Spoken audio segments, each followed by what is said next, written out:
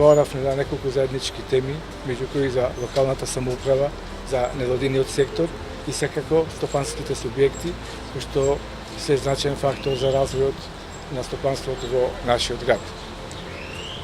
Неодминливо беше прашањето на општествено политичката ситуација што се наоѓа Република Македонија во овој момент.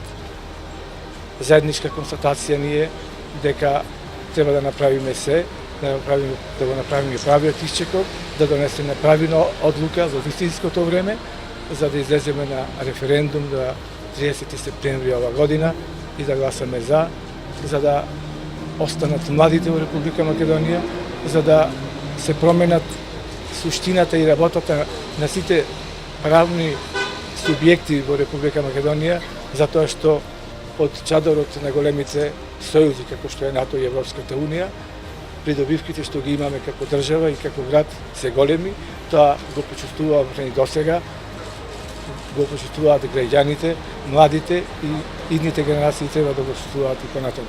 Јас се надевам дека ќе го одбелиме вистинскиот потек во право време и нема да се зацкриваме зад некого за да не излеземе на референдум и да гласаме за едината на Европска Македонија. И во име на владата и во име на Министерството за одбрана се заблагодарив на општината Прилеп и на градоначалникот за најдобриот пример на цивилно-воена соработка кој што го имаме овдека помеѓу касарната и локалната самоуправа. И тој пример покажува дека кога се работи заедно со една цел, одличните резултати брзо се видливи. Денеска во право е градоначалникот, почнува и официјално дискусијата во Македонија околу историското прашање и историската одлука која нашата држава треба да ја донесе. Општината Прилеп само во последниот период искористи околу 20 милиони евра европски пари за решавање на проблемот со пречистителна станица. 10 милиони евра европски пари се инвестирани во дата центарот кој што е токму во Прилеп. 10 милиони евра се инвестираат во системот на заштита на поплави поврзан со цела Пелагонија. Тоа се негдека вкупно 40 милиони евра европски пари кои влегуваат во Прилеп и Прилепско само за 3 големи проекти. Тоа на прв поглед е многу. Меѓутоа, ако го споредите со 5 милиарди евра кои Словенија успеа да ги искористи само во првите неколку години на користење на европските кохезиони фондови, ова ни покажува кој е потенцијалот и шансата која Македонија ќе ја има и на 30 септември, кога ќе ја правиме одлуката дали сме или не за Европска Македонија.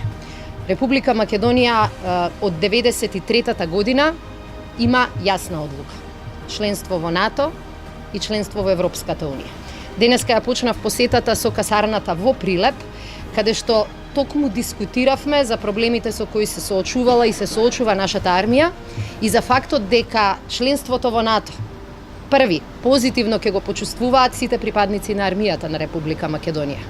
Оваа година, поради покачувањето на буџетот од 15%, успеавме да решиме два многу долгорочни и многу долгогодишни проблеми. За прв пат, после повеќе години, се зголеми платата на припадниците на АРМ за 10% и за прв пат, пред 2 месеци започне исплатата на сите дежурства и дневниците поврзани со нив. Ова значи плюс за стандардот на припадниците на АРМ, ова е плюс за армијата, ова е плюс за Република Македонија која многу ја цени својата армија и нејзините припадници. Членството во НАТО ќе значи подобра, помодерна, подобро платена армија. Затоа убедена сум дека и во општината Прилеп, како и во другите општини, граѓаните на 30 септември ќе го направат изборот со кој Македонија ќе ја потврдиме дека ќе има НАТО и европска перспектива. Зголемена безбедност, повисоки инвестиции, подобри плати и повеќе работни места. Денеска ми е драго што, како велат, почнува и од дома, што токму овој процес на разговори околу историскиот референдум ги почнувам во семејниот дом во Прилеп и ви благодарам и на вашето внимание денес.